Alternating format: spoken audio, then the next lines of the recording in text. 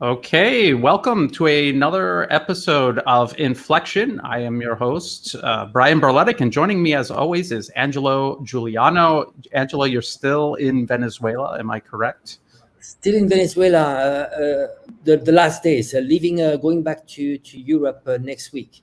So it's been a quite Okay, intensive stay am I here. correct? Yeah, still in Venezuela, the last days, leaving, going back to Europe next week. Oh, jeez. Yeah, That's okay. sorry. That's okay, Angelo. That happens pretty. I did it once or twice myself. Okay, so we're doing this live, so we'll have some hiccups. So you're still in Venezuela, and as a matter of fact, what we're going to talk about today is this continued encirclement of China that the U.S. is pursuing. But we're going to actually start in Latin America because I want to make a very important point: how all of this is connected, and if the U.S. succeeds anywhere on Earth, it is going to bolster them everywhere else on Earth. So let's just go to this tweet here by Ben Norton from Gray Zone and also Moderate Rebels. And he is in Nicaragua. And I kind of identify with Ben Norton because he's in this country that a lot of people don't really know that much about. And he sees what the U.S. is doing to this country that is his adopted home, and it makes him upset. And he's trying to tell the world about it. It's very difficult. And I have the same problem here in Thailand. Most people in the West confuse Thailand with Taiwan. And even if they don't, there's so many misconceptions about Thailand. You don't even know where to start with most people. So I retweeted this, and I try to promote Ben Norton's coverage of Nicaragua all the time, even though I honestly don't know that much about it. But I see what the U.S. is doing there, and they're doing the same thing here. Angela, you're in Venezuela, not that far away, relatively speaking. What do you see going on in Nicaragua and also Venezuela, and how does this relate to China and other countries around the world the U.S. is tormenting? Well, the system is very simple. You have those movements that are for sovereignty. They want to protect their sovereignty. So by definition, they are anti-imperialism. And they are mostly on the left. So what the US is doing is actually financing movements on the left. They are the fake left that are actually doing the work for the imperial powers. There are many examples, in history where you had those movements. I'm just one that comes to my mind is May 68 in France. They were all Maoists. They called themselves Maoist Trotskyists. And actually the same generation that are, now you see them extremely pro-US. I'm talking about, EU MPs like Cohn-Bendit. Glucksmann, his father was a Trotskyist. He was behind the revolution, May 68 revolution. And the idea behind this was to fight de Gaulle, because de Gaulle was the last patriotic president in France. They wanted to protect French sovereignty. So, and he was going against the US, especially when it came to the dollar. He wanted gold against the dollar, and this was an attack on the dollar back then. So you see, there are many movements like this that we need to be extremely careful. They call themselves leftist. They're not. You need to look at their position when it comes to anti-imperialism. That's the most important. If they are not consistent, it's first this, and then left or right. You and I, we don't care much. Just if you can confirm that. In terms of ideology, our fight is against Cold War. It's against imperialism. After, we are for self-determination. Every nation can decide for their own system, and if they are more conservative or more progressist, it doesn't matter. But we don't want other countries or the US through NED to subvert, to meddle into the country, because if there's no sovereignty, there's no democracy. So we are for democracy.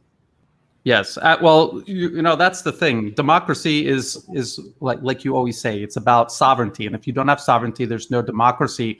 If things are being determined in Washington, then it can't possibly be a process of self-determination in the targeted country. So Ben Norton was talking about they're having elections there in Nicaragua. And I believe it was the New York Times, as always, putting out absolute lies. And it's hard to describe what this feels like when you're in a country and you're watching things with your own eyes and you see the Western media just blatantly lying about what's going on here. So this is Ben Norton trying to get the truth out. And he's talking about how the Western media is demonizing the government and demonizing the elections, that maybe the West doesn't feel confident that their opposition that they're backing in Nicaragua will come to power. So they want to undermine the credibility of the elections overall. This is what they have done in Thailand, as a matter of fact. So there's that. Angelo, you're in Venezuela. They're doing the same thing there. There's an opposition that the U.S. wants to get into power that isn't in power right now. And so they're playing the same game in Venezuela. So it's basically one playbook. And they're doing it in Nicaragua and Venezuela, there in Latin America. They're doing it all over Asia, all along China's periphery, which is what we're going to talk about today. And yes, imperialism is apex injustice. So if you're against injustice, you have to be against imperialism first and foremost. Everything else is secondary.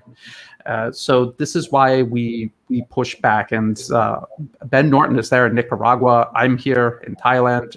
Angelo, you had been in Hong Kong, but you're all over the place now. We have to kind of work together because, like I say, if they win anywhere, it's going to help them win everywhere. This is just the nature of empire. So we're going to talk about Myanmar first. As a matter of fact, let's just take a look at this map.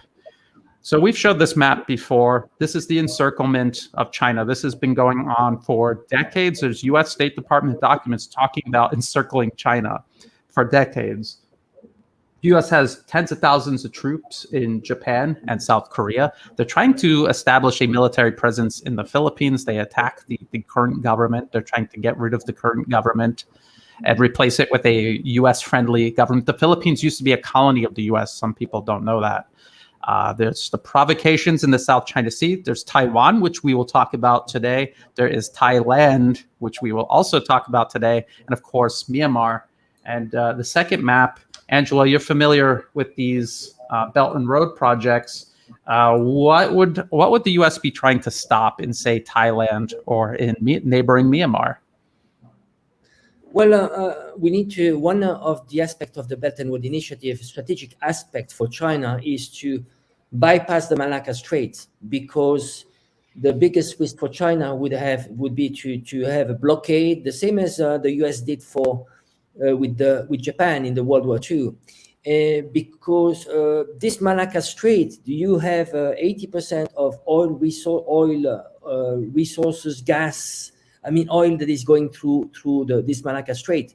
So what China is doing through the Belt and Road Initiative is to find ways to bypass and not to be too dependent on this Malacca Strait. Yeah, so in Myanmar, there's a gas pipeline that moves hydrocarbons from the Middle East through Myanmar into Yunnan province to Kunming and beyond. And so that prevents them from having to go through the Strait and through the South China Sea, where the U.S. is constantly threatening shipping lanes there. Thailand, there's a high-speed rail link being built right now. The line going through Laos, we talked about that previously. That is already completed. That will go into operation this year in December, next month.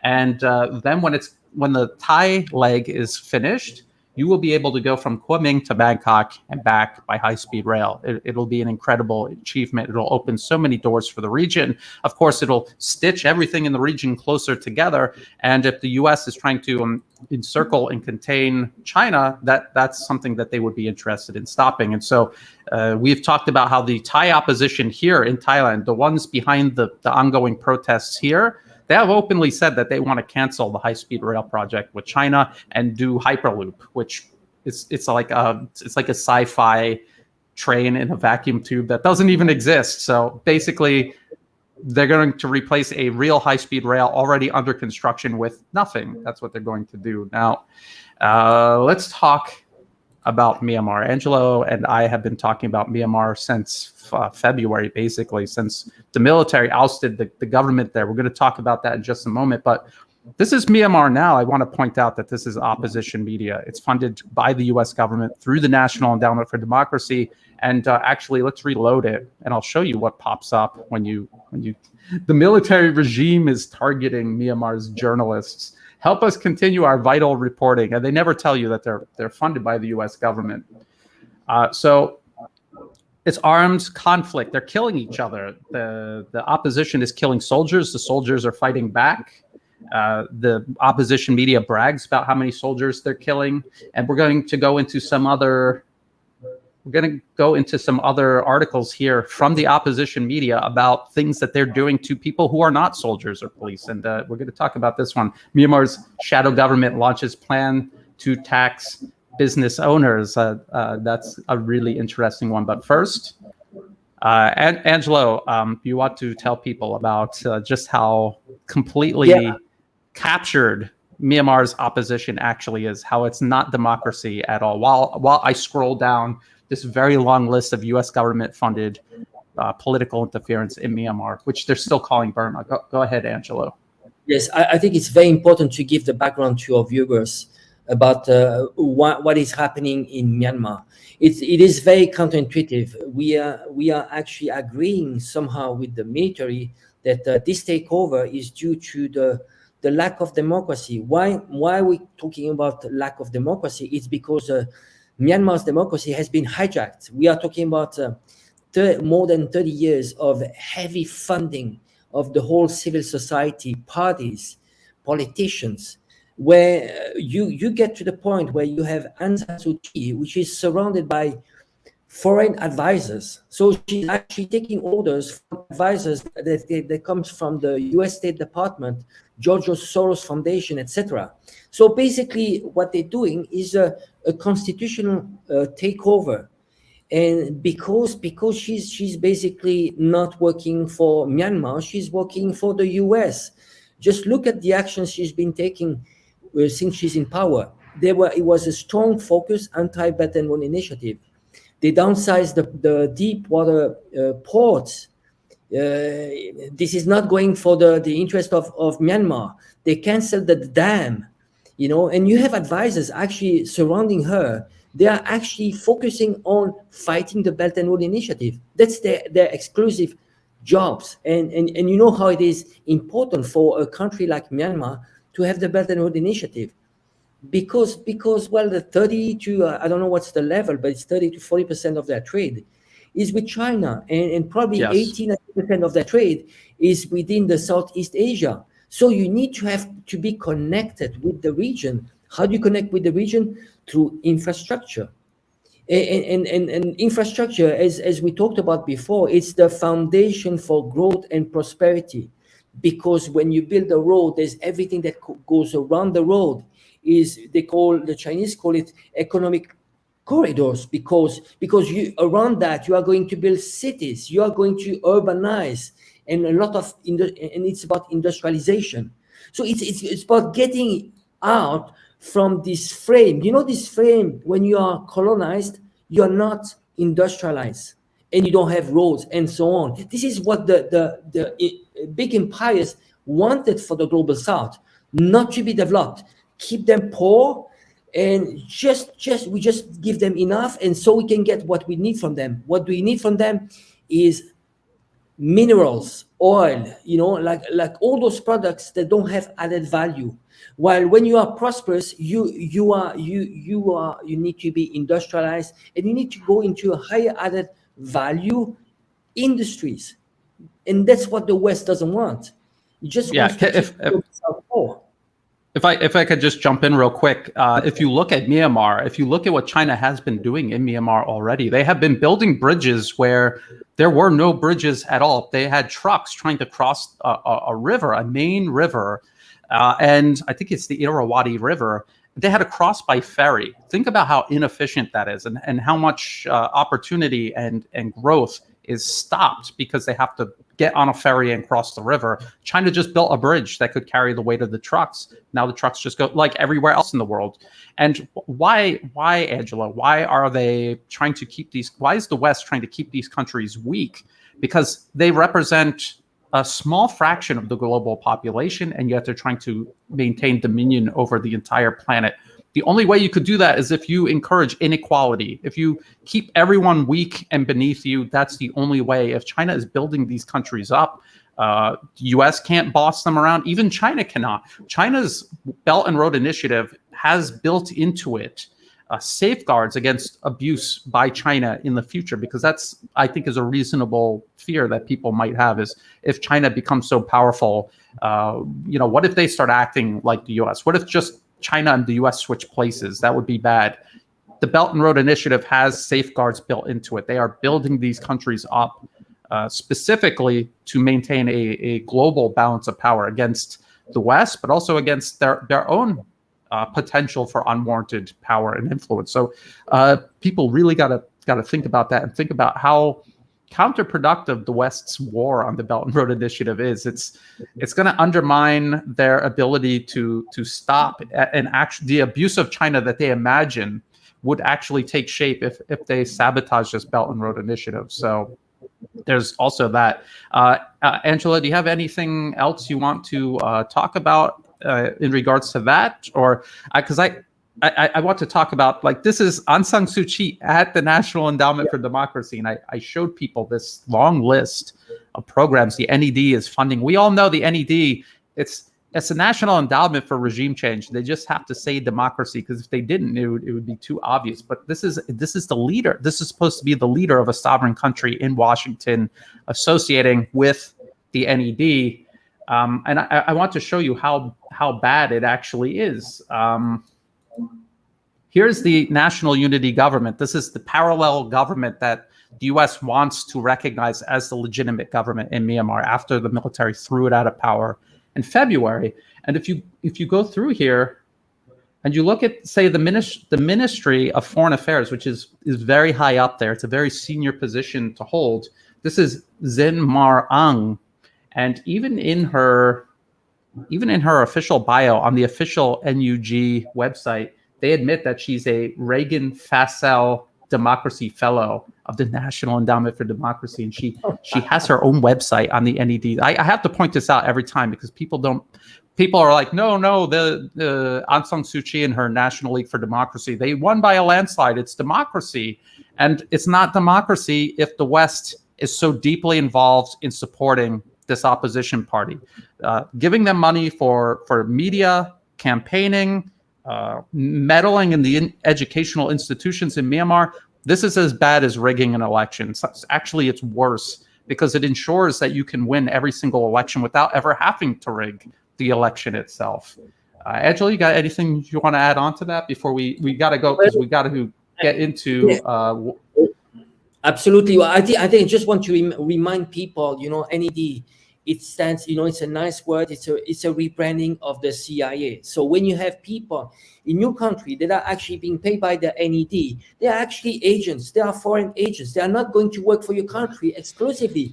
So it's not in the Myanmar's interest when you have those people that are financed by NED. So this is really important. It would be, imagine having a CIA agent in your government. It's unthinkable. And this is not democracy. This is neo-colonialism. It's just more subtle. And they use, and they appropriate themselves the word democracy, which is actually it's going against democracy. So what the military is doing now in Myanmar is actually trying to save their democracy. But it's very counterintuitive. For us, it pains us to say that. It does pain us. And we're not saying that we are for the military, but we do understand what is happening. Absolutely. And let's get into what the opposition is doing, because the Western media depicts this as pro-democracy, pro-human rights freedom fighters versus the evil military dictatorship. But what I'm going to show you is the opposition media itself admitting what they're doing, the horrible atrocities that they're carrying out, the abuses, the coercion. And this is the opposition media trying to excuse it or to make a defense of what they're doing. So again, Myanmar Now is funded by the U.S. government through the NED. Myanmar's shadow government launches plan to tax business owners. Now, this is a parallel government. No one knows where it is. They're not running anything. They're not building anything. They're not maintaining anything. So they're collecting taxes to do what? To wage war against their own country. This is what they need money and resources to do. This is all they need. And they're going to take this money to destroy things that taxes usually pay for, like roads and bridges and infrastructure and government offices to administer things. So here, they're saying they're going to start collecting taxes, with domestic and international businesses already paying taxes.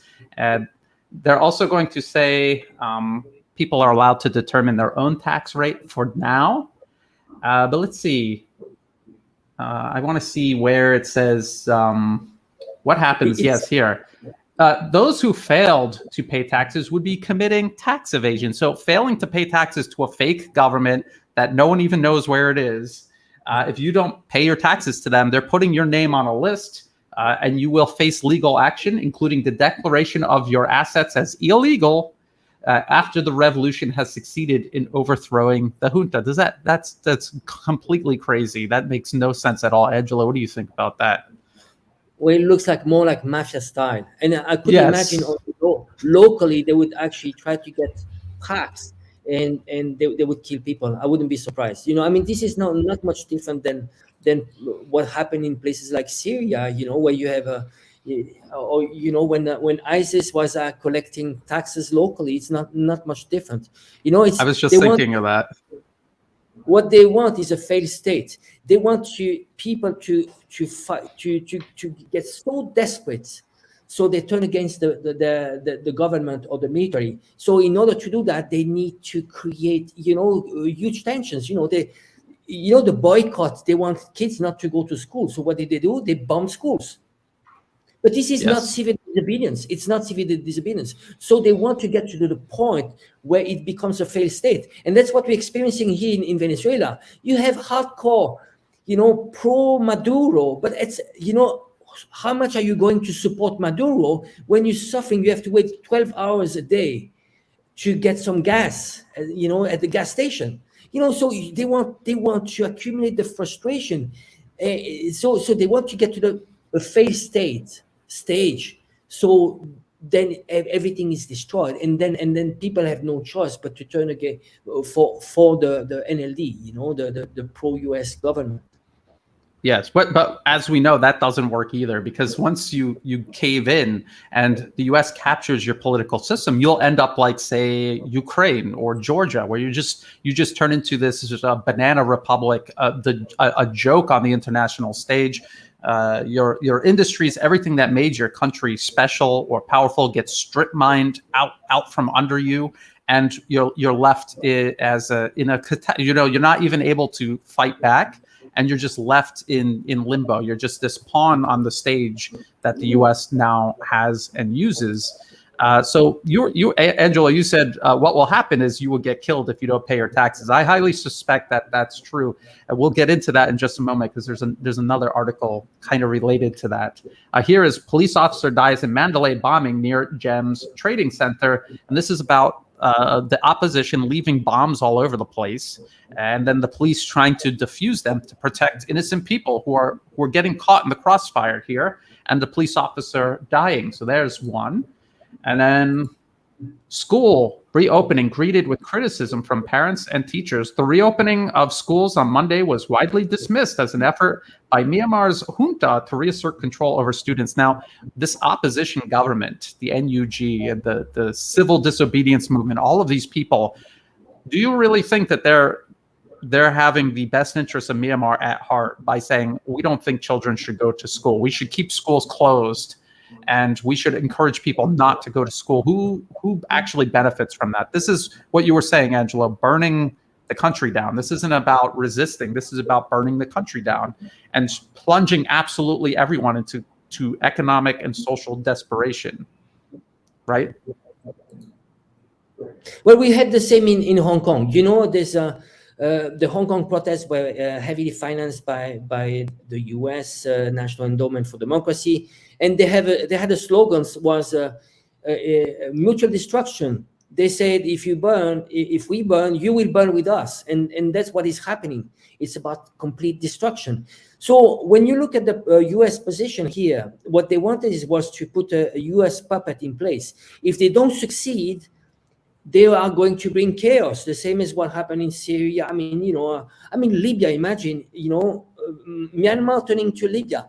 Well, ultimately for the US, it's still a success because Myanmar is a neighbor of China. What is going to happen? Historically, through civil wars, this is not the first time. So, Myanmar has been in civil war for 50 years. It hasn't stopped.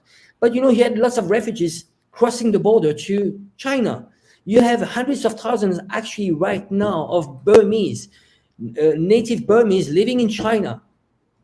And this is related to the immigration related to the civil war. So what will happen is that you would have actually refugees crossing the border not only to China but also to Thailand.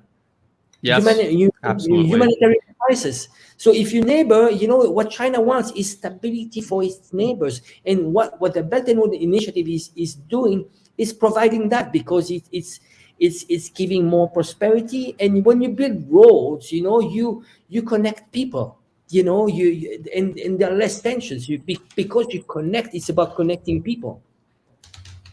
Yes, absolutely. And let's continue this, because we got two other areas to cover. So further down in this article about the schools, they're citing unnamed people. They're like, I'm not going to send my kid to go study under a dictatorship, and they show the sign about the civil disobedience movement.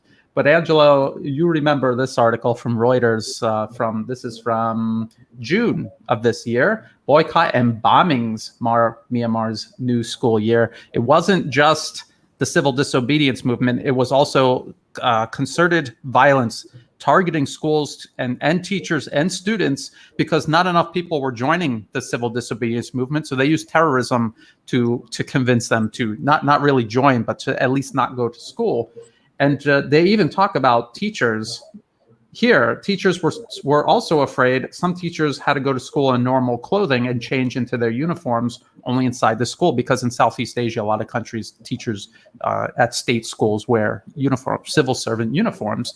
And so they stick out, and they're easy targets for this terrorist opposition that the Western media depicts as freedom fighters and pro-democracy. And there's more. So here, these resistant fighters, the People's Defense Force, they're saying they will threaten serious action against anyone who continues to work for the junta. And Angelo, you said if you don't pay your taxes to the fake parallel government backed by the US, they're probably going to threaten to kill you as well. And so here, let's see, where does it say? You will have full security if you join the opposition, but if you choose the junta side, there will be absolutely no security. What do they mean by that? They mean this. They will just hunt you down and murder you in the street. So this is a government administrator. He was not part of the military or police. They shot him dead because he's trying to collect money for electric bills so that they can continue running the country, running the infrastructure. So if you don't pay your electric bill, if no one's paying their electric bill, and you're killing the people that collect the money to pay for electric infrastructure, what happens to the infrastructure, right? So this is what they're talking about. And so, yes, if you don't pay your taxes to the fake government, they're also going to come and kill you. They will kill you. That's what they mean. You have no security. It means that they will kill you. This is exactly what was going on in, like, say, Idlib in Syria, when it was overrun by US-backed terrorists. It's the exact same thing happening in Myanmar. So when we say it's the next Libya, this is what we mean. Angela, anything else about Myanmar before we move on to Thailand? Well, it's just a polarization stage. They want people to take side. The same as it happened in Hong Kong. They wanted to know, actually, in Hong Kong, is it a shop that is pro-China or anti-China? And they define them by colors. The pro-China was blue and the anti-China were yellow. So what they're doing in Myanmar is the same. Is even though you have probably 80% of the people that are not politicized, but they want them to take side, because once you take side, then you are going to more confrontation. More confrontation means civil war for Myanmar. At this stage, we are extremely close to open civil war. And keep in mind that you have actually, you have ethnic rebels that they have been fighting the central government for ages, and now they are actually siding with the NLD. And that is extremely dangerous. Yes, exactly. Actually, the central government and military in Myanmar has been fighting these ethnic rebels for decades, since they got independence after World War II. And these rebel armies used to be part of the British colonial army, and they picked ethnic minorities on purpose to subjugate the ethnic majority, specifically to cultivate animosity between all these groups as part of divide and conquer. And it's still something that plagues Myanmar to this day. Now, let's look at the map again. So this is Myanmar, and right next door is Thailand. And I showed people that Thailand's got the high-speed rail line under construction with China, and so that's one reason. The other reason is the current Thai government, the monarchy of Thailand, have very close relations with China. This will never change. The U.S. will never convince them to cut ties with China. So they want to overthrow the military, the monarchy, the current government, and get this opposition into power. Because they will irrationally cut ties with China and just wreck the country, like Australia is doing to themselves right now. So this looks like it's from Khalsa English, but it's actually from Associated Press. But they're impossible to differentiate. They say the same type of propaganda, and they're claiming that these, we're in the middle of an economic crisis, a global economic crisis. People in Thailand, they need jobs, they need food, water, education, stability, but they're trying to claim that this mob, they say 3,000. There was only 1,000. Only 1,000 people show up at these things in a city of 10 to 14 million people. And they're saying they're upset about Article 112. Article 112 is Thailand's anti-defamation law protecting the head of state. There are also criminal defamation laws that protect everybody in Thailand. You have to be very careful what you say about anyone here in Thailand, no matter who they are. So this isn't like just the king is protected. Everyone is protected under these laws. The penalty is stricter for the king because he's the head of state. It's a matter of national security. It's common sense. But this article is going to pretend like this is a free speech issue. And this is what the West does all the time. So this is Western media pretending this is a free speech issue. And Angelo, well, first of all, let's talk about the U.S. backing for the opposition here. So they have these demands, right? The demands are that the prime minister resign. They say he came to power during a 2014 coup, but they don't mention there was a 2019 general election. His political party won, got the most votes, and they formed the government. So it's not like it's a coup government. There was an election also after the coup. They also wanted to amend the Constitution. So who was leading that part of the protest? ILAW, which is funded by the U.S. government. They don't tell you. Internet Law Reform Dialogue, or ILAW, is funded by the U.S. government. But if you go to their official website, it's in Thai and also in English. If you scroll down, it'll tell you who funds them. And it's the National Endowment for Democracy. It's also Henrik Boll. It's also Open Society. So this is a foreign-funded front trying to rewrite Thailand's entire constitution. So it's not a free speech issue. It's criminal defamation, and it's also linked to national security. People don't understand this. I'm going to ask, because we're going to go into the hypocrisy here, I'm going to ask you in a moment, Angelo, to explain about laws in Europe that create red lines in regards to free speech. But Westerners think very, very poorly of monarchies because Western monarchies oversaw vast empires. They overtook other countries. They subjugated those people. They humiliated them, brutalized them, exploited them, stole resources out from under them, and they did this for generations. Thailand's monarchy is not that. Thailand's monarchy was protecting Thailand specifically from Western monarchies and their empires. And the Thai monarchy has done that for generations. So Thai people see this as a very sensitive issue because if you fall to empire, the consequences are catastrophic. And I want to show people this right here. 5 of the worst atrocities carried out by the British Empire. And they're going to, what did they do? They put a paywall here. Let's see if we can get around it by refreshing it, stopping it before it fully loads. There we go. So concentration camps. This is the British Empire did this to countries they colonized. Massacres. Partitioning India, brutally suppressing uprisings, and famines. How many people died in the famines? 12 to 29 million. So that's actually more dead people than, say, in the concentration camps during World War II. Why am I talking about concentration camps in World War II? Angela, you want to take this next part? Whatever. Yeah. Yeah, I just want you to go back to what you're just saying. This is extremely important. Sure. There are two things that are extremely important for Thailand. Is the king. The king is a unifying force. So if you want to divide the country, well, you go after the king because he's a unifying.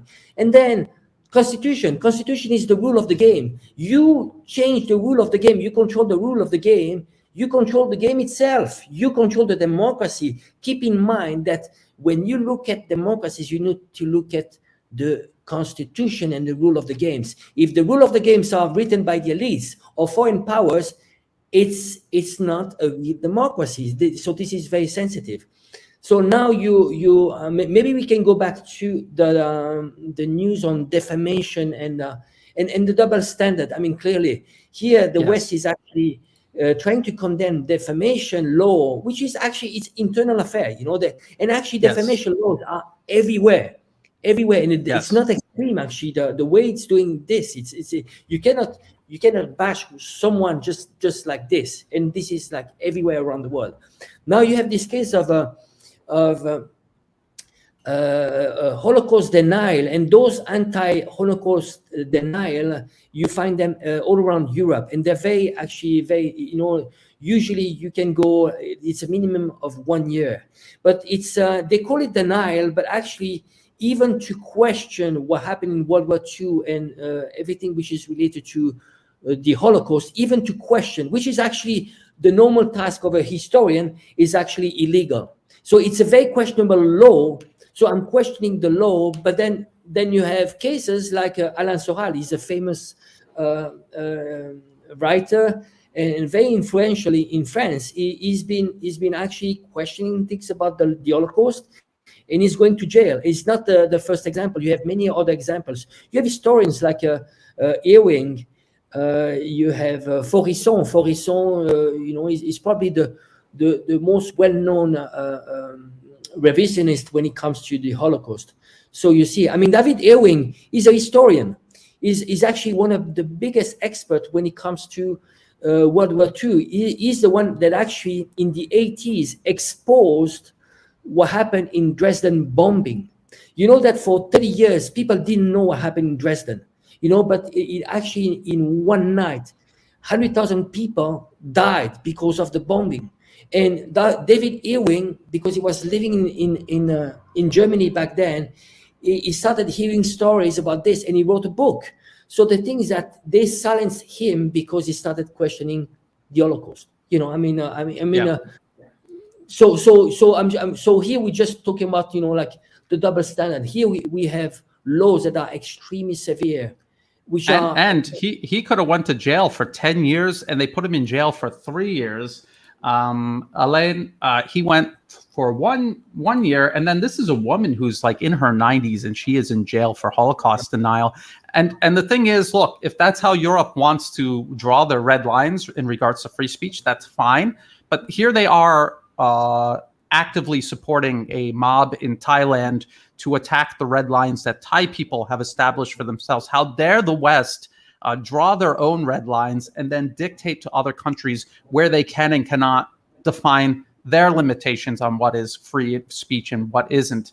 And you would say, well, how could you compare the Holocaust and throwing someone in jail for questioning that to defaming Thailand's monarchy? I just said if Thailand fell to colonization, we saw what the British Empire does to their colonies. This would have been the Thai people.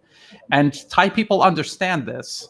And this is why it's a sensitive issue. And this is why, and just like you said, Angelo, it's a matter of national unity, national identity. This is a US-backed mob trying to erase that, to divide and destroy Thailand the way they're doing to Myanmar. Thai people need to be very careful about this. And you will see a lot of people promoting this anti-monarchy agenda. And when you try to debate with them, to show the foreign interference, they will block you, they will make fun of you, they will never engage with you, because they know that this this is reality, they know what they're doing. They know the role that they're playing.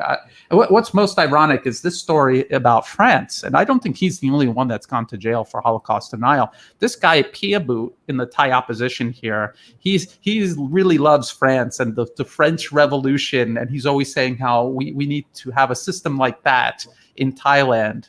And he's just so oblivious to reality and how France is none of these things he imagines France is.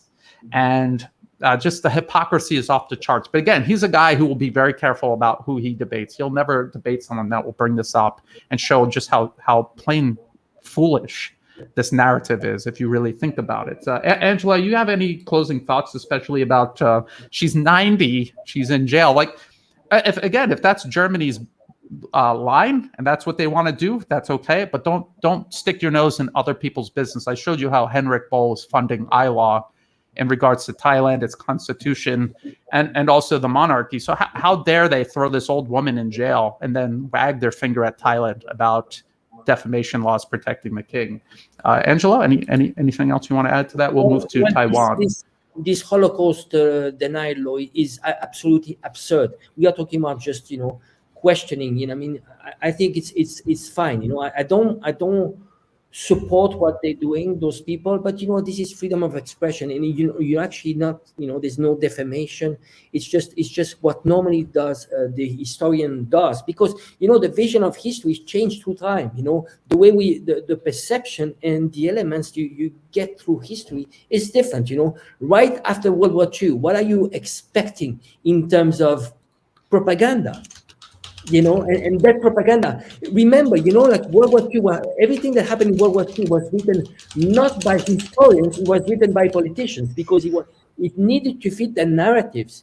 You win, you need to make sure that there's only one butcher, which in reality, World War II, there were two butchers. The only thing is that one, and he was more skillful. So what you and I, we are against is war, because war are absurd. It kills, it destroys.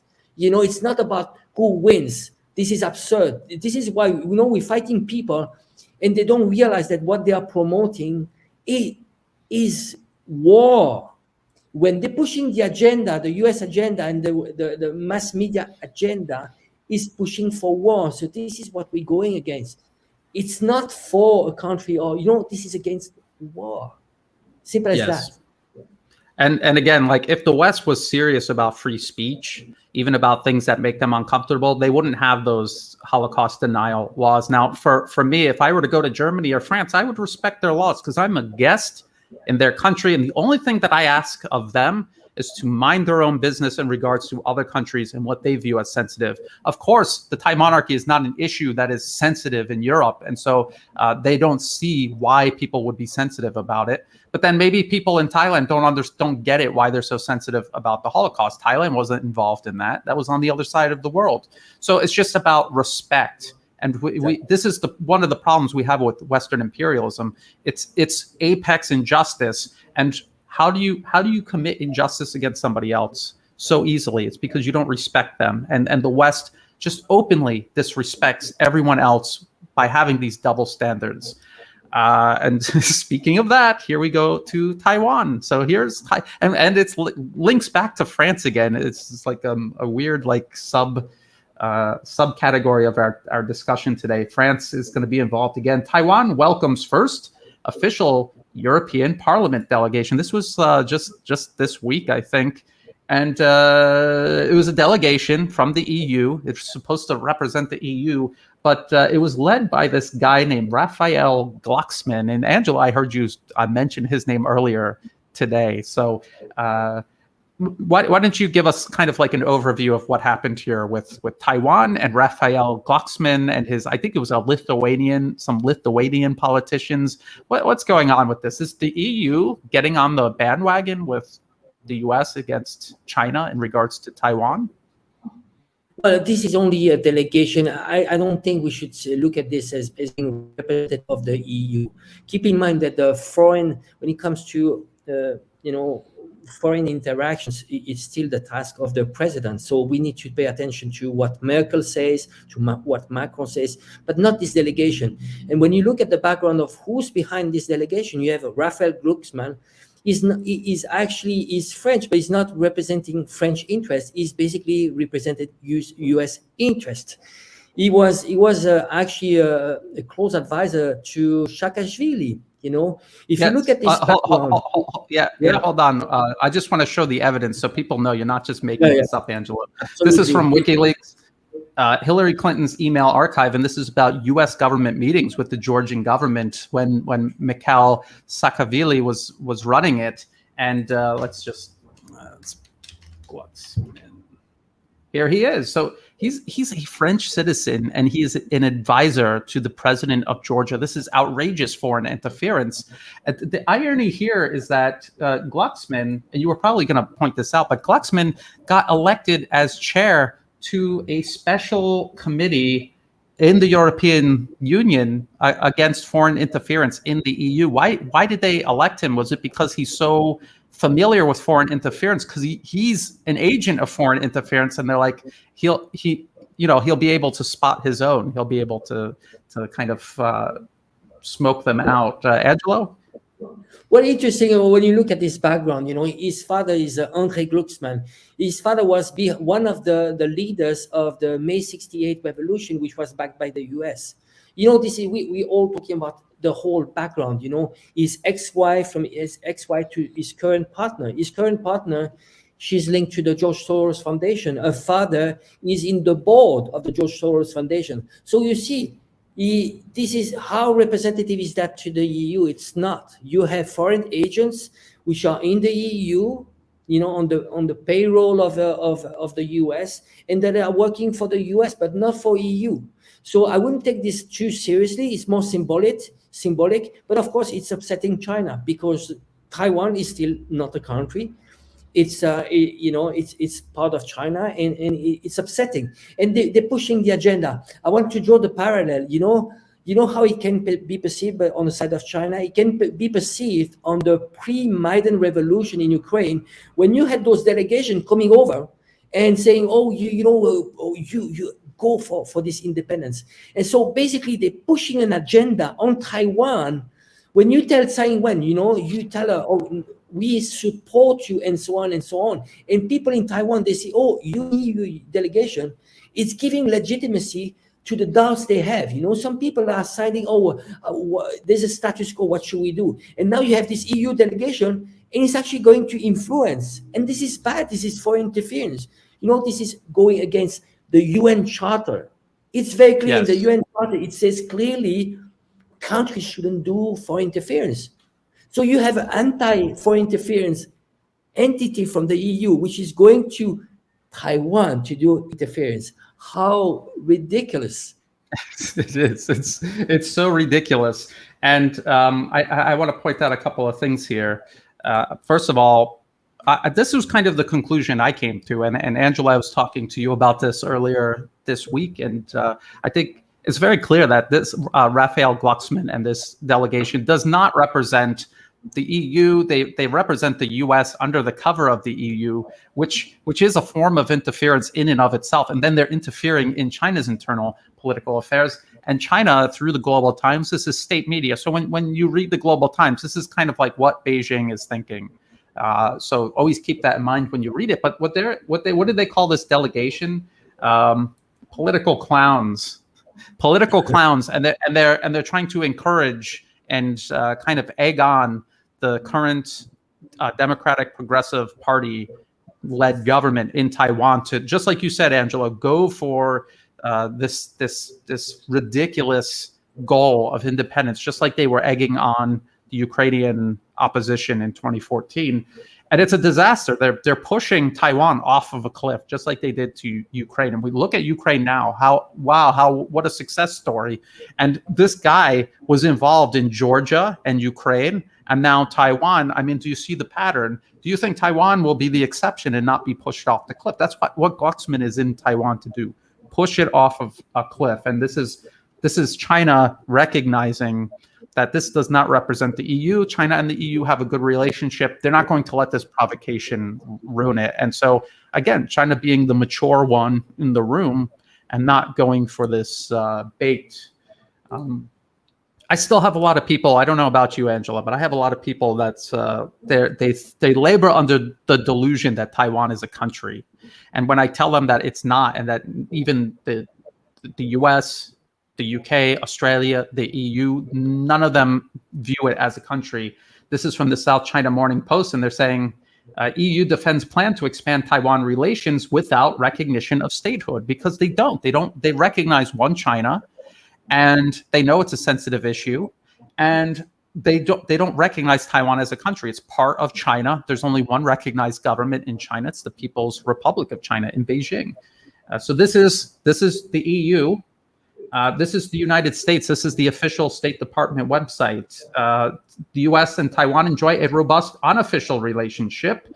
In the joint communique, the United States recognized the government of the People's Republic of China as the sole legal government of China, acknowledging the Chinese position that there is but one China and Taiwan is part of China. And some people try to say, well, they recognized or they acknowledged, but that's not the same as agreeing with it.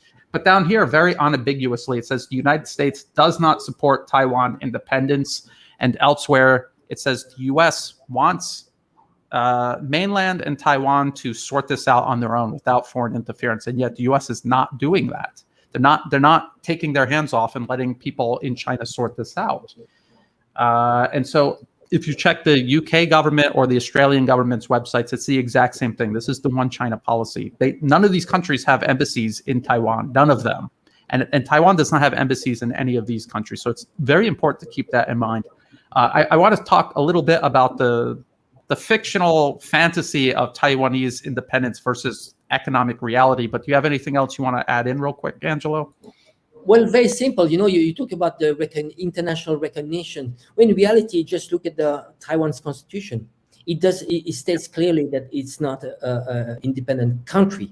Then additional to that, it's a lot of people are talking about, what if one day Taiwan declares independence? It's very clear.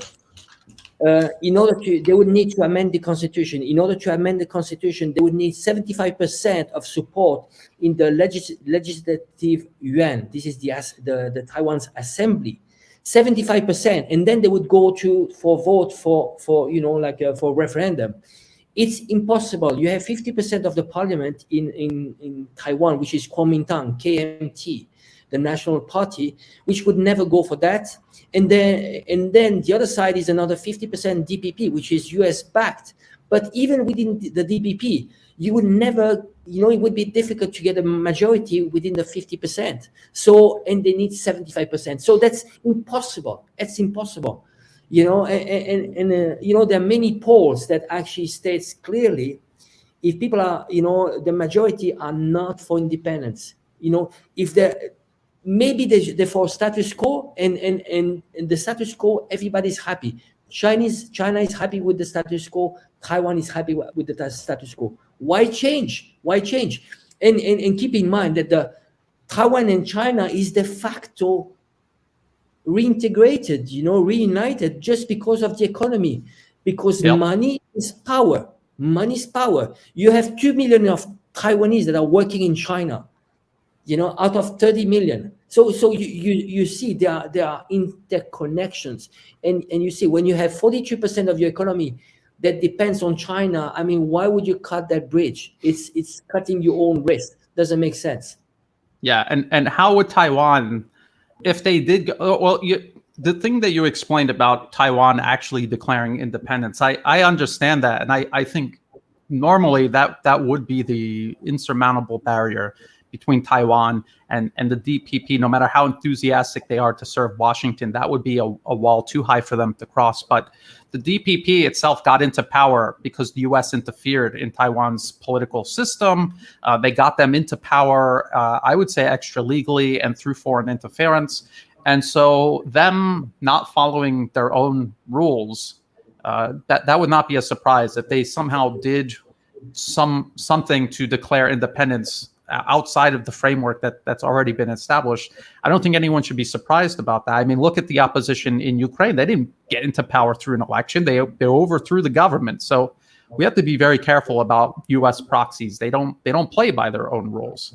They make the rules as they go along. Now, this is this is very important. I mean, between China, mainland China, and Hong Kong, just these two combined, even if you took all of North America, Europe, Australia, and added in Japan, this is still bigger. This is still bigger. How are they going to make up for that?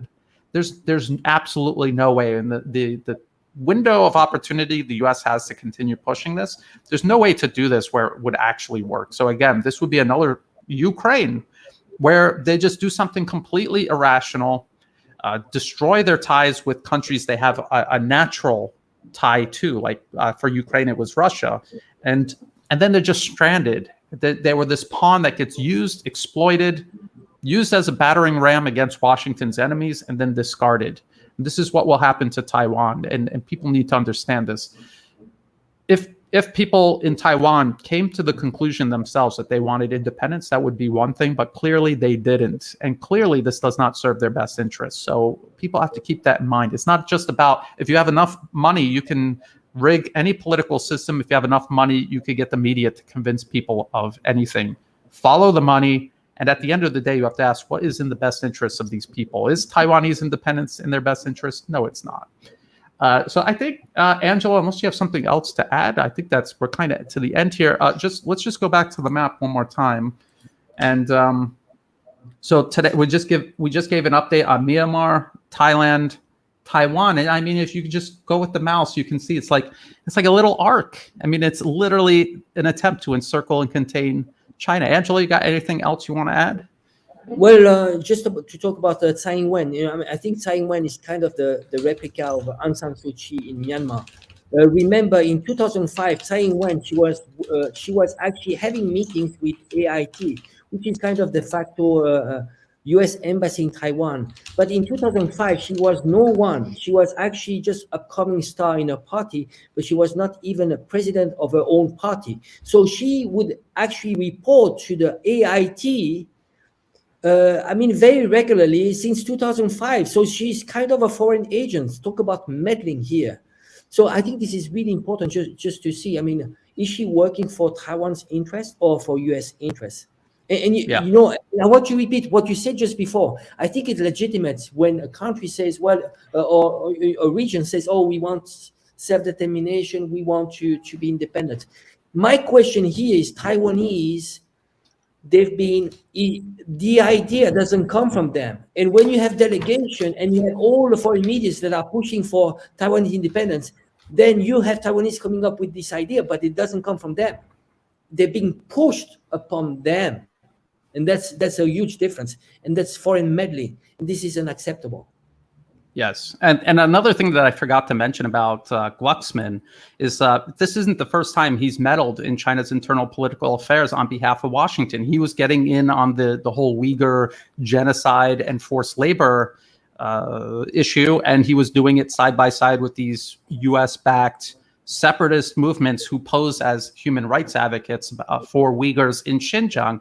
They're actually separatist groups. So he was involved in that also. So we got some questions coming in. The first one is the DPP a U.S. puppet party? Yes, absolutely.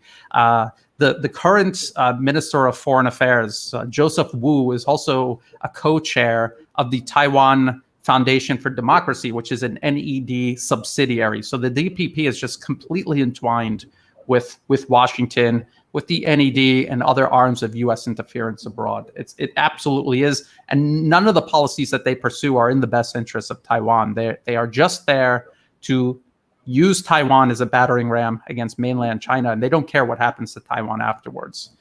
Let's see, any others? Is Japan a puppet of the U.S. government? Why are they setting up artillery and missiles near China Islands? Well, again, it's part of the encirclement. And Japan really has no choice. There's tens of thousands of U.S. forces literally occupying Japan since the end of World War II. They really weren't given a choice in the matter. Why other countries besides Japan and South Korea continue to host U.S. bases? Who's paying? Angela, if you want to jump in and take any of these questions, feel free. Do they have choice? I mean, do they have choice? We need to remember that after World War II, you had quite a few countries. All the countries that actually lost, they've been actually controlled by the US, and they haven't been decolonized since. So you have a huge army bases in Germany, in Korea, in Japan. I mean, basically they are under control. They cannot do much. So I think I want to come to when it comes to Korea and Japan, they're doing their best. Keep in mind that the Japan was victim of the containment of Japan in the 1980s. So Japan was supposed to surpass the US, but they were victims then. And what the US expected from China was the same result. They thought that they could do the same as they did to Japan, that it would work for China, but it doesn't work with China. It's much more powerful. China is much more than that. Yes, exactly. And so I just want to point out South Korea, their export markets. Who do they depend on most? They depend on China as their largest export market by far. No one else even comes close. U.S. is less than half, and then all of Asia. And I pointed this out many times before. Well, let's look at Japan. Even though Japan is kind of even, but if you take China, mainland China, Taiwan, and Hong Kong, and you add them up together, it's still way more than the United States. So even South Korea and Japan, occupied by the U.S. military, they have this relationship growing with China that is going to be very hard for them to continue serving Washington politically. And then everything else that's common sense in regards to economic growth and peace and prosperity with their partners here in Asia. And again, look at all the trade that Japan does in Asia. Why would they want to destabilize Asia? And Angelo, if you see any other questions, there was one about Tibet, about why we see Western leaders and ambassadors paying lip service to this notion of free Tibet. I got to find something else while I'm doing that. Maybe you could talk a little bit about Tibet, because that is an issue we talked about last week. Well, this interference, when it comes to Tibet, it's much older. We're talking about the 1950s. So the Dalai Lama has been financed by the CIA, and now it's just what the West is afraid of is that once the Dalai Lama will be gone, actually there won't be any charismatic figures that actually can replace the Dalai Lama. So now it's been around 10 years that actually Dalai Lama doesn't have any political functions. He stepped down from his political functions. Now he's only a spiritual leader. So what is happening now when you have all those people like Richard Gere and so on, it's just this whole thing about glamour, association with spirituality, which in reality, if you look at the Dalai Lama, was actually it was the worst regime. There was the last slavery system in the world. Tibetans were slaved in their own countries. There was no human rights. Women had absolutely no rights. There was no literacy. The only one that were literate were monks. You had to give up your kids to become monks, and they were controlling the people like this. Life expectancy 40 years old. What is it for human rights? So this is what was the Dalai Lama. So I think it's important to set the record straight. Really. It's not Tibet was not 7 years in Tibet. This is not the reality. So idealize that, romanticize that. It's wrong. I like to compare it. Saudi Arabia it looks like Disneyland compared to Tibet. In the night under the Dalai Lama, so that's how I compare it. Yes. So we were just talking about Taiwan, Japan, South Korea, and you always hear the U.S. claiming that China is this huge threat to trade through the South China Sea, but this is from Business Insider. This isn't from Global Times or anything, and they're showing you who benefits most from stable, peaceful, freedom of navigation through the South China Sea. It's China. It's China and all of its trade partners, which includes Japan and South Korea. I just showed everyone that. So this is so obviously in the best interest of everyone in the region to avoid U.S. provocations and to build a constructive relationship with China, the largest country by population in the world. It's a massive market. It's a country that is developing an incredible infrastructure. It is the future, and everyone in Asia knows this.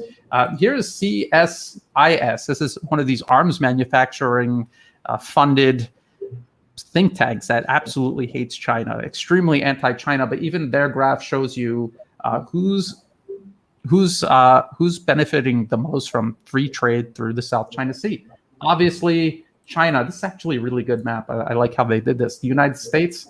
Look at the size of the dot. Look at the size of the dot, and look at here. And this is all trade that these countries have through the South China Sea. And then, like Australia, who do you think they're trading with in the South China Sea? Where do you think those ships are going? They're going to China. So why is China going to jeopardize this? It makes no sense. The U.S. is so obviously interfering.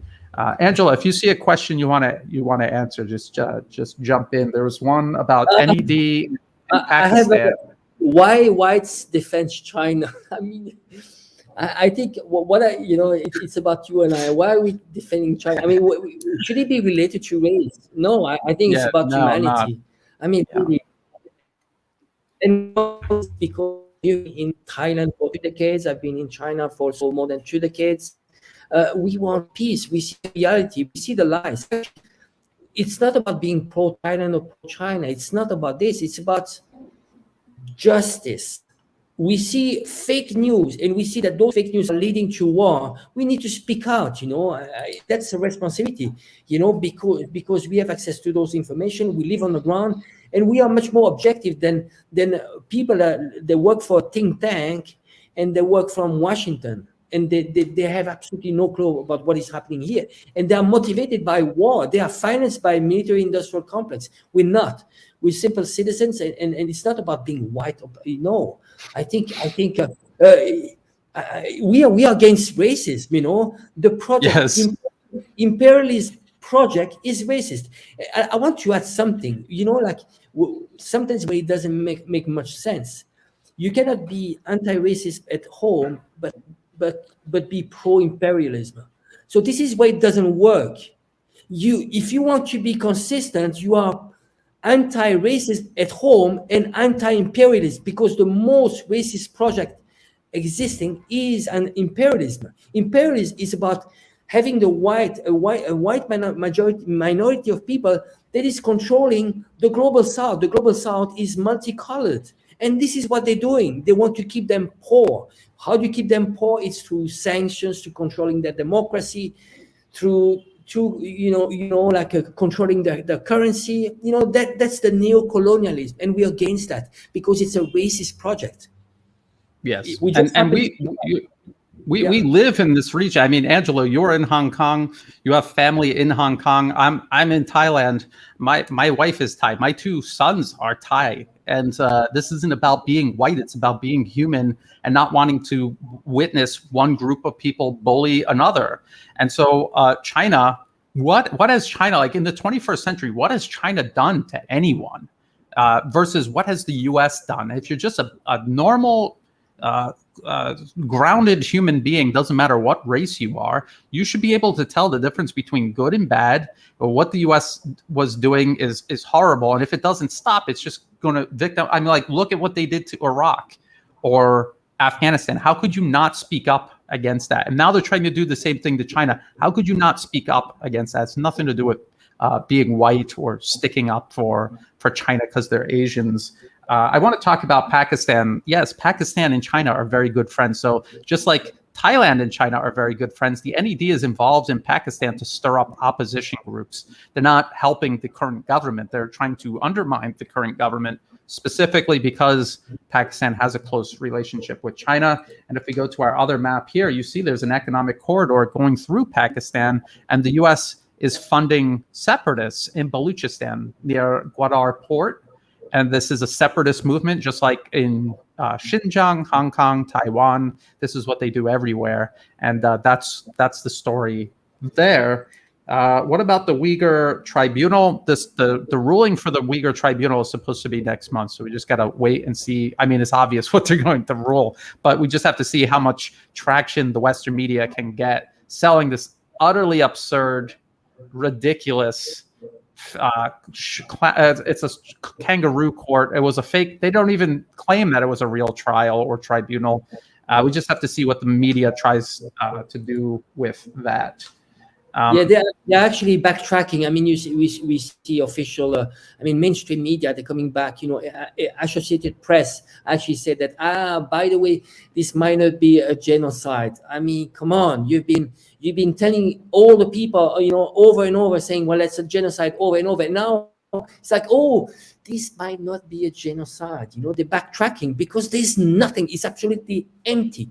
You know, it's only separatists. You know, you interview a separatist. What are you expecting? He wants you to, you know, Xinjiang to become independent. What are you expecting? He's going to say whatever you want him to say, you know, and also he's being paid for that. So what are you expecting? And this is why this masquerade, this tribunal, you know, it's a masquerade. It's a circus. Okay. And I see someone, Wolfram Sturm, and they say China murdered 60 million in the Great Leap Forward, for starters. Now, look, China's not a perfect country. They had a very difficult time before the world wars and afterwards. They have a massive population, and there were just plain bad policies. I don't think anyone in China is going to try to defend the Great Leap Forward or the Cultural Revolution. As a matter of fact, they're still, even to this day, working to undo some of that damage. But that was last century. That's not this century, the 21st century, the last 21 years. What has China done this century? If you go back far enough in time, every country's guilty of something. What is the current government doing? Not a government led by a man who has been dead for decades now. It's important to keep all of that in mind. And I just want to add something. You know, actually, there's some revisionism when it comes to Mao Zedong. I mean, Deng Xiaoping used to say about Mao Zedong that he was 70% good and 30% wrong. You know, so, but there was a new China. He was, you know, he just came out from the World War II and you know, completely damaged. But there are lots of contribution, you know, literacy, life expectancy. I mean, he did lots of good things. And he was a trial and error. Deng Xiaoping, you know, this opening of China, he called it touch the stones to cross the river, meaning that it's experimental. We are going to try slowly, and they've been very wise because they've been learning from the mistakes of the West, and especially from the USSR opening up. Remember, the breakup of USSR, you know, they started selling state-owned assets, and they did lots of mistakes, and China was very wise. Why would do the same mistake as they did? Let's learn from all the other countries' mistake. And it was very much inspired by Singapore system. You know, they've been going back and forth back then to Singapore to learn from their system, because it was one of the extremely performant, and it was a good, very well tailored to Chinese culture, because the democracy or the system, political system one choose, need to be associated to the culture, the economic stage, and the history of the country. You know, we cannot copy and paste Western liberal system anywhere in the world. This is where the West is completely wrong, imposing a system which is imposed.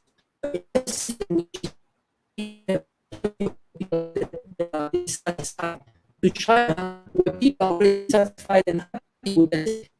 Angelo, you're kind of breaking up there a little bit. Oh, sorry. I'm not sure. Well, I just wanted to say, you can look at China's history, and you could pick things that were huge mistakes, tragedies even. And then you can look at the current government and ask yourself, did they learn from that? Are they repeating those mistakes, or have they gone through extraordinary measures? Okay, Angelo's going to drop off and rejoin. We'll wait for him to come back. So has China learned from its mistakes? Yes. Now, what about the United States? Last century, in the 20th century, Vietnam, for example, they killed millions of people in Vietnam. Did they learn from that? That was a huge mistake. Here's Angelo's back. Hi, Angelo. Yeah, it's okay. No worries. It's live. These things happen. So we're talking about China has made mistakes in the past. The U.S. has made mistakes in the past. Russia made mistakes in the past. Their invasion of Afghanistan or their attempt to do whatever it was they were trying to do in Afghanistan, not to get another debate going here. They did that. They realized it was a mistake. They never did it again. The U.S. did Vietnam. They realized it was a mistake, and then they have been doing it over and over again, continuously, up to and including today, where they're still literally invading and occupying countries right now. China, the Great Leap Forward, the Cultural Revolution, these were mistakes that people in China will admit were mistakes and tragedies. But are they doing that now? No, they learned from their mistakes. So it's every country is going to make mistakes. What did they learn from it, and what have they applied from what they learned? And I think China is a good example of a country that has learned from its mistakes and is moving forward. And the U.S., who just kind of like a pig in mud, just kind of rolls around in it continuously, never gets out of it. Angelo, do you see any other questions, or maybe because we kind of went over an hour, but we over 1 hour. Yeah. Well, I think just to go back to China, I think we need to look at history. What China the last 50 years, China has been consistent. There's barely no conflict. They had a few disputes with Vietnam, with India, but skirmishes. It was solved bilaterally. So here, no conflict, and you see the direction. Where it's going. It's not power projection. It's not about power projection. China is not into this. It's into counter power projection. You have this power projection, which is the US, and China is defending itself. If you look at the Chinese army, it cannot project its power just because it doesn't have military bases abroad. It has only one in Djibouti, that's all, So there's no power projection. What China wants to do is to protect its maritime roads, which is the most essential, the most important China, that's all. It wants to do trade and deliver prosperity to its people. China, if you look at the symbol, it's the country of the center. It's very self-centered. It doesn't want to expand. It never wanted. 500 years ago, actually, China could have taken over the world. It was way bigger. The maritime power of China was way bigger than all the Western powers combined. Could have taken over the world. It didn't. It doesn't have this imperialistic aspiration. Once it wants to do trade. Well, if you want to call trade imperialism, well, there's a huge difference. There's a huge difference of what China wants to do. Of course, it wants to influence the world, but that's trade. By doing trade, it's actually bringing prosperity to its country. And actually, we need to look at China not as a country. It's a civilization state. And additional to that, it's more than a state. It's a continent with its complexity. So China has so many complexity, 50 nationalities. It's so difficult to feed 1.4 billion people. This is why it's focusing on itself. Why would you go outside when you still have so much to do at home? Bring prosperity, at home, and actually bring your own model. And they're not into exporting their ideology. Unlike the US, they want to export everything. Yes, and you can see that because like people will talk about the Confucius Institutes or whatever on college campuses, but that is nothing compared to the National Endowment for Democracy, Open Society, and all of the other parallel organizations interfering all around the globe in virtually every aspect of every nation's socio-political system. China just doesn't have the organizations and institutions, the structures to interfere. They don't even have that much, and their military is not organized or set up to project power overseas. They have, like, if you look at their airlift capacity or sea lift or any of these things that you actually need to go and invade another country, China doesn't have any of this, and they won't for a long time. That's something you have to spend years building up, and they haven't started. Now, our friend Wolfram in the comment section had said Vietnam was, America's mistake in Vietnam. That was last century. Why don't you talk about something relevant? Okay, how about Iraq? They killed 1 million people there. The exact same thing. And they're still in Iraq right now. They're still in Syria right now. they're still killing people in Afghanistan, even though they supposedly left. So they wiped out a family, and they said no wrongdoing found. They wiped out an entire family. So that's this century. That's actually this year, this month. So that's pretty relevant. I have to get going. Just sure. Okay, we'll yeah. Let's wrap up. Okay. But it was another good one, Brian. Thank you Yes. very much. Very informative. Okay, thank you. Yeah, thank you very much, Angelo, for joining us again. Everyone who showed up, thank you very much. Please like and share this if you thought it was interesting, and subscribe, follow Angelo on social media. You can follow me on social media now too. I'm on Twitter, Brian_Berletic. For now, I'm on Twitter. And until next week, thanks, and we'll see you next week. Bye. Bye.